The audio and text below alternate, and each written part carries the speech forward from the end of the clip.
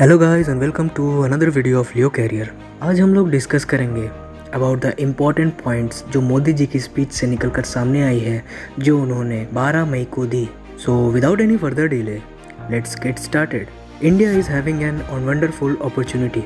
भारत को इस महामारी में एक अच्छा अवसर दिख रहा है to further grow in future. Second thing, वसुधैवया कुटुंबकम। भारत ने एक एग्जाम्पल सेट किया है पूरी दुनिया के अंदर वसुधैवया कुटुंबकम में, खासकर जब उसने हर देश को दवाइयाँ सप्लाई की। India has done wonderfully well in self reliance. Bharat ने इस बीमारी को रोकने में कड़ी सफलता पाई है। उसके कड़े कदम और समय पर लिए निर्णय काफ़ी कारगर साबित हुए हैं। इसके अलावा मुख्य बातें जो उनकी स्पीच से निकलकर सामने आई है, that our India stands on 5 pillars. The first pillar is economy. अर्थव्यवस्था किसी भी नेशन की सबसे बड़ी पिलर इसलिए होती है क्योंकि किसी भी नेशन को रन करने के लिए सबसे ज़रूरी चीज़ होती है पैसा, और पैसा सिर्फ इकोनॉमिक एक्टिविटी से ही आती है। सेकेंड थिंग जिन्होंने डिस्कस की, दैट इज़ इंफ्रास्ट्रक्चर। इंफ्रास्ट्रक्चर का मतलब होता है पद्धति या जिस फ्रेमवर्क के साथ काम होते हैं। Third is system. सिस्टम किसी भी चीज़ को करने का एक दायरा होता है, एक तरीका होता है। जब तक वो तरीका ना बिल्डअप हो, किसी भी नेशन को आगे बढ़ने में हेल्प नहीं मिलेगी। Fourth thing is demography. India एक हाईली डेमोग्राफिक कंट्री है। यहाँ बड़े प्लेट्यूज़ हैं तो लोअर स्टीप है, यहाँ पे माउंटेन्स भी है, पीक रेंजेज और समुद्र भी है। तो उस लिहाज से ये काफ़ी वाइब्रेंट है in order to grow for future. Fifth is demand. Friends, जैसा कि आपको पता ही होगा कि इंडिया वर्ल्ड का सबसे बड़ा मार्केट है आफ्टर चाइना। तो यहाँ कंज्यूमर्स की संख्या काफ़ी ज़्यादा है, इसलिए यहाँ डिमांड भी बहुत ज़्यादा है चीज़ों को लेकर। अगर हम अच्छी क्वालिटी प्रोडक्ट्स पे फोकस करें तो भारत एक एग्जांपल सेट कर सकता है self creation and self purchase का।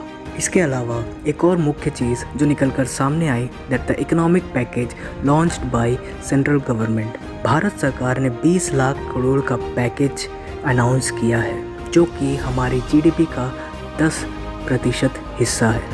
इसके अलावा इसमें क्या क्या चीज़ें हो सकती हैं, जो चीज़ मोदी जी ने कही है, that 20 lakhs in 2020 for land, labour, laws, infrastructure, strong financial sector, MSME for farmers, middle class family, Indian corporate. Land, ज़मीन, लेबर, श्रमिक मजदूर, लॉज, कानून, इंफ्रास्ट्रक्चर, पद्धति, स्ट्रॉन्ग फाइनेंशियल सेक्टर, पैसे से जुड़ी व्यवस्थाएं, MSME, किसान कृषि से जुड़े क्षेत्र, मिडिल क्लास फैमिली, मध्य वर्ग, इंडियन कॉरपोरेट, व्यापारी वर्ग, इन सबों को कवर किया गया है। नाउ एक और चीज़ पे हमने फोकस किया है इस स्पीच के अंदर, जो आपको समझनी बहुत ही ज़्यादा इम्पॉर्टेंट है, that about the global supply chain. Bharat ने इस मुश्किल भरे दौर में कई देशों को दवाइयाँ सप्लाई की है, जिसके कारण वो एक ग्लोबल सप्लाई चेन बन पाया है। इसके अलावा उन्होंने गुड्स को क्वालिटी बढ़ाने की बात कही है। Another thing that is been discussed by Modi ji is labourer and small income group people have sacrificed. कुछ दिनों से ही ये काफ़ी न्यूज़ में चर्चा का विषय था कि श्रमिक मजदूरों को कभी यातनाएं झेलनी पड़ी, पीड़ा झेलनी पड़ी, जिसका जिक्र उन्होंने अपनी स्पीच के अंदर किया है। इसके अलावा उन्होंने अपने स्पीच के अंदर organised as well as unorganised sector के बारे में भी जिक्र किया है। फ्रेंड्स, यहाँ पर आपको फोकस करने की ज़रूरत है, ये एग्जामिनेशन पॉइंट ऑफ व्यू से काफ़ी इंपॉर्टेंट है। उन्होंने कहा है लोकल इज़ जीवन मंत्रा। उन्होंने कहा है कि हम हमेशा विदेशी गुड्स पे निर्भर रहते हैं या ग्लोबल गुड्स पे निर्भर रहते हैं, लेकिन इस मुश्किल भरे दौर में हमें हमारी लोकल सप्लाई ने, लोकल मार्केट्स ने, लोकल लोगों ने ही बचाया है। और उन्होंने इसी टारगेट के साथ पूरे देश को संबोधित करते हुए ये कहा है that we will do well after the lockdown.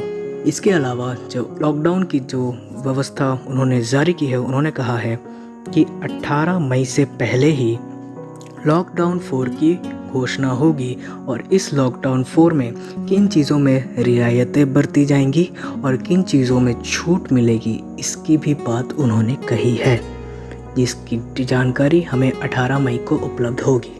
इसके अलावा आत्मनिर्भरता पर उनका फोकस था, जो स्पीच की शुरुआत में ही उन्होंने कहा था, और वो अंत तक वही बात कहते रहे। अंततः इस स्पीच से हम यही कंक्लूड कर सकते हैं कि मोदी जी ने 130 करोड़ लोगों को एकजुट होकर इस समस्या का समाधान निकालने के लिए काम डाउन यानी कि शांत रहने की सलाह दी और साथ में फ्यूचरिस्टिक प्लान्स को एक फ्रेमवर्क भी दिया जिससे ये पता लगे कि इसके बाद के कदम क्या हो सकते हैं। फ्रेंड्स, ऐसे ही रेगुलर अपडेट्स के लिए हमारे चैनल को सब्सक्राइब करें, इस वीडियो को लाइक करें और साथ में ये भी बताएं कि आपको ये वीडियो कैसा लगा। और ऐसे ही रेगुलर अपडेट्स के लिए हमारे चैनल को विजिट करते रहिए। Thank you guys, I really appreciate your time.